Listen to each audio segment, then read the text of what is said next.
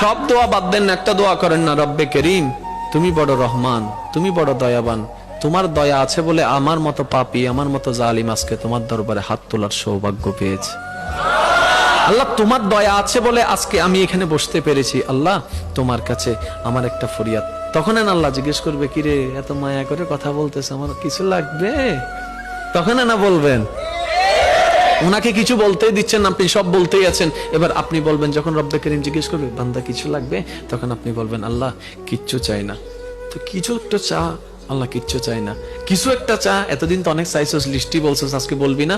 আল্লাহ না, আমার লিস্টি লাগবে না, তো কি চাস? এবার আপনি বলবেন আল্লাহ আমি শুধু তোমাকে চাই। একটু বুঝেন বুঝেন, আল্লাহ আমি কিচ্ছু চাই না, আমি শুধু তোমাকে চাই। রব্বে করিম বলবে তুই আমারে চাস মানে? বলে যে আল্লাহ যতদিন বোকা ছিলাম দুনিয়া চেয়েছি, এখন থেকে আমি আশেক হয়েছি, তোমাকে চাই, কারণ আমি বুঝতে পেরেছি তুমি যার হয়ে যাবা সারা বিশ্ব তার এমনিতেই হয়ে যাবে। সুবহান।